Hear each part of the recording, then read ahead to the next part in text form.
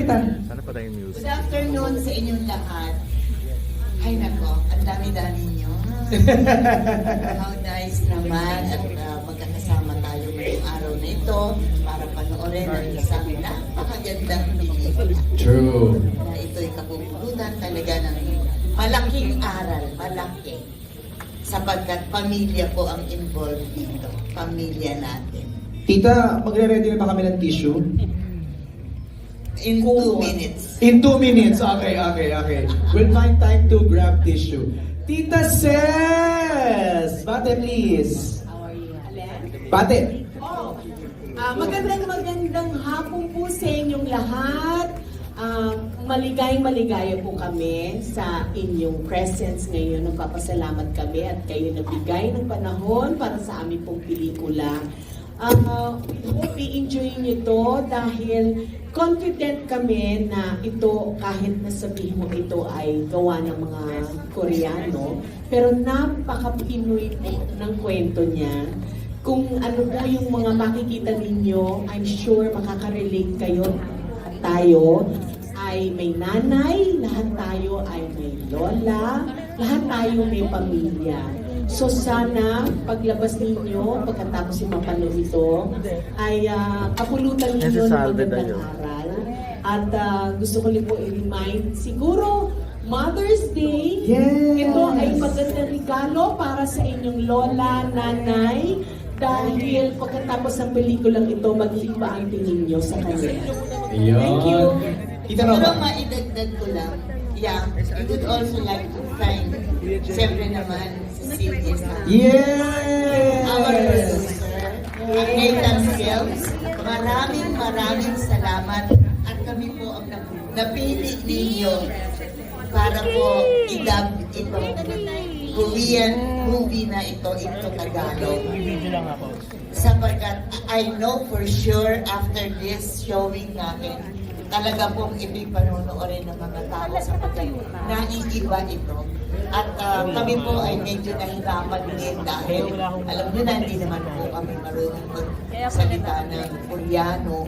Pero na-translate po natin in Tagalog para mas maiintindihan ng mga Pilipino ang mga salita dito. Maintindihan natin ang istorya. Kaya maraming salamat, Nathan Films, at sana magtagumpay ang pelikulang ito. Kailangan ng Pilipino ang pelikulang ito. Makakatulong sa ikabubuti ng ating pamilya. Thank you, Tita Nova. Kay kay Fiam na rin. Kayo po ba, nanonood din kayo ng mga Korean drama or movies? And if ever po, ano po yung feeling na this time kayo yung nag-dub ng mismong Korean film? Are you fond of watching Korean drama? Bihira po. Oo. At siguro sa kabisihan naman. Pero meron din ako mga napanood. And I like yung mga istorya ng Korea. Nagugustuhan ko naman ang kanilang pelikula. Yun nga lang, kailangan merong subtitle, di ba? Hirap nang intindihin. Pero maganda ang mga istorya nila. Totoo yan. Kaya nung tanggapin namin itong pelikulang ito upang i-dub, medyo nahirapan ng konti sapagkat yung reaction na kasi iba ang Tagalog. Totoo. Iba ang Filipino language at saka feelings ng Filipino language. So, kailangan namin pag-aralang mabuti, and our coach na nagko-coach sa amin na dubber live in Korea. Tumira siya doon. So, nagbibigay siya ng konting advice or paliwanag regarding their buhay ng itako ng buhay ng mga Koreano. So, pinag-aralan pa namin yun. Kaya medyo nahirapan din po kami sa pagdadam. Pero after that, inaalam namin mabuti ano yung nangyari doon, ano yung ganito. Kasi iba ang ang Filipino culture sa kultura ng Koreano. Pero after napag-aralan namin, na-adapt namin sa sarili namin, then it's easy for us na i-dub even in Tagalog, i-translate it into Tagalog. At mismo kami naaapektuhan sa ginagawa namin. There are times that I stop the dubbing. Because, pinadala. Hindi ko po mapigil ang pag-iyak. Very touching at sentimental. Tita Nova, sorry, maan ko po. Somehow po ba medyo nakarelate din kayo sa dinab ninyo na character? Yes, it's very important. Wala pala namang pagkakaiba. Kay Koreano ka, kay Japones ka, kay ano, basta pamilya. Tayo, kasi tayo, malapit tayo sa pamilya.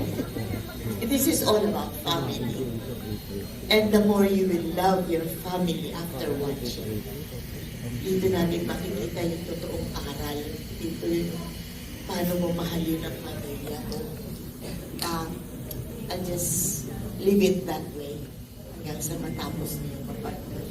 Dahil pati kami apektado din po. Thank you po. Si Mr. po, mag-iaan po ba? Yes po. Siguro between the two of us, ako yung talagang Korean fan. Oo naman, lalo na nung pandemic, di ba? Favorite? Ano favorite ni Tita Ses? Naku, ang pinakamamahal ko si Song Joong Ki. Ah, Kaya, ayun talaga, lahat ng pelikula niya pinanood ko, lahat na, at hindi lang minsan, ilang beses yan. Kaya lang, syempre, may asawa na siya ngayon.